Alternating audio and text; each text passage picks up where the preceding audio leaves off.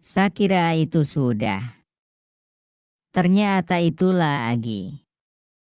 Oke, kembali lagi masih terkait dengan pembahasan alarm bus fast sequence failure. Jadi logik keempat yang ditabrak oleh si modul ini yaitu diesel generator yang mengalami alarm bus fast sequence failure ini tidak beroperasi dalam sistem yang paralel, atau diesel generator ini tidak sedang sinkron dengan generator yang lain. Jadi sistem yang digunakan oleh site tersebut itu single operation, jadi sebuah genset generator dioperasikan, kemudian di close circuit breaker dan nyala hanya menggunakan satu sumber pembangkit, mesin pembangkit, yaitu satu unit mesin diesel generator. Bagaimana mungkin si modul ini membaca bus fase sequence failure atau urutan fase busbar yang salah, sedangkan si circuit breaker belum posisi close dan tidak ada listrik dari sumber pembangkit lain yang berada di grid atau di jaringan. Bagaimana mungkin si modul dia membaca ada sebuah tegangan di busbar? Jadi kalau teman-teman lihat di sini ada V1 V2 pada typical diagram. V1 itu dari input sensor tegangan dari generator, makanya di sini ada tulisan L1, L2, L3 dan netral. Dan V2 ini biasanya dari grid atau sumber eksternal lain, sumber listrik eksternal lain. Di sini juga ada L1, L2, L3 dan netral. Bagaimana mungkin busbar pada terminal V2 ini mendeteksi tegangan, sedangkan grid pada saat itu dalam posisi off karena site yang saat ini sedang saya bicarakan itu tidak beroperasi 24 jam. Jadi sistem operasinya hanya 12 jam. Dia menyala dari jam 6 sore sampai dengan jam 6 pagi, habis itu shutdown blackout. Jadi penduduk di sekitar atau di desa tersebut menggunakan sumber listrik dari mungkin seperti genset atau apa, gas sistem listrikan PLN waktu itu padam. Inilah logik keempat yang ditabrak oleh modul Deep Sea Electronic versi firmware 7.8. 4 logik tadi membuat saya yakin 90% saya nyatakan bahwa Deep Sea Electronic ini rusak. Tapi bukan maksud saya modul Deep Sea yang rusak ini. Jadi ini memang modul yang sama, tipe yang sama. Tapi ini saya dapatkan dari bekas sama juga dari disebarkan. Sayangnya ini mobil sudah rusak cukup parah karena dihantam oleh petir menuju ke operator lokasi. Ini site yang berbeda, lebih jauh daripada site yang kita bicarakan saat ini. Teman-teman bisa lihat di sini ada bekas hangus. Ini soket, ini ada soket di sini di bagian analog input. Ini kalau bisa lihat ini hangus terbakar. Di dalamnya pun sama terbakar cukup parah.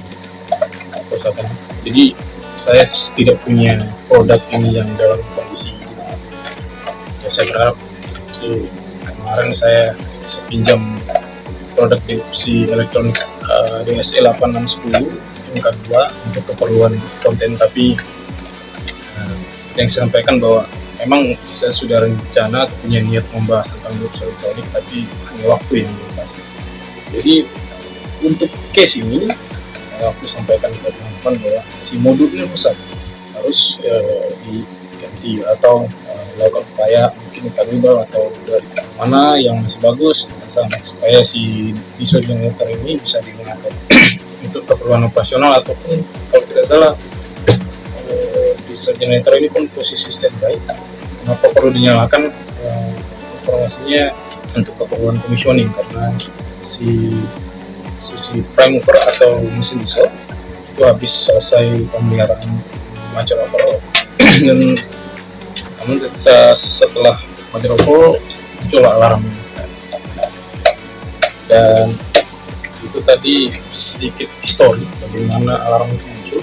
Dan teman-teman di divisi diesel Porkan mengirim semua ini ke tempat servis. Jadi saya juga tidak tahu kalau mobil yang rusak itu dikirim ke tempat servis. Kalau memang mau diservis, kirim ke saya saja Pak, saya pasti bisa perbaiki. Jadi lanjut ke setelah barang itu tiba, informasi dari tempat servis bahwa itu sudah dinyatakan bagus. Jadi sebenarnya memang ada 2 unit yang mengalami gangguan di site tersebut, tapi yang satu itu beda case, dia blackout, mobil ini mati total. Dan saya yakin itu masih berarti kalau perangkat elektronika itu mati total Pak, itu menurut saya lebih gampang diperbaiki daripada gejala-gejala seperti mungkin konfigurasinya tidak bisa match ataupun pengukuran yang salah, itu lebih susah diperbaiki. Kalau sebuah perangkat elektronika mati total, pasti penyelam tidak akan keluar daripada block power supply ya. Jadi modul yang satu sudah diperbaiki dan nyala, dan selesai yang modul DIPSI yang satu yang mengalami alarm fast sequence failure. Dan ketika selesai, teman-teman menghubungi saya, kalau bisa saya ikut dalam pemasangan. Dan waktu itu ada waktu yang tepat, jadi saya bantu mereka untuk pasang. Jadi saya dengan teman ini ke 3 orang ke site melakukan pemasangan. Setelah saya pasang modul konter ini, selesai menurut informasi dari tempat servis, selesai diperbaiki, bisa pasang. Setelah dioperasikan diesel generator, alarm itu masih muncul. Nah, disinilah titik permasalahan daripada lantai case yang ada, bahwa itu bisa tempat servis menyatakan itu bagus dari saat kita pasang buat. Dan waktu itu si DIPSI Elektronik merilis versi firmware selanjutnya, maksud saya di 7,9 versi 9 untuk varian DIPSI Elektronik DS8610 MK2. Saya update dia punya firmware masih sama. Jadi waktu itu saya juga sempat teman-teman ini 2 orang coba dibuka wiring yang berasal dari busbar. Ini kan P2 ini kan ke busbar. Nah, kabel yang sensor yang dibutuhkan oleh terminal V2 itu hanyalah tegangan dari busbar. Kabelnya pasti ada 4 RST neutral dari busbar diurut kabel sampai ke punya tersebut background sendiri. Kecurigaan awal mungkin kabel luka atau gimana sehingga muncul alarm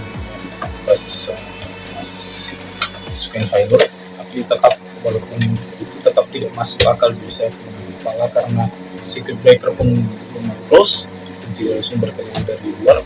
Jadi saya coba lagi cek instrumen measuring, instrumen pengukur kayak double hazard meter, double voltmeter, dan synchronizer. Itu kan metering-metering yang menggunakan 2 sensor ukur, satu dari generator, satu dari busbar.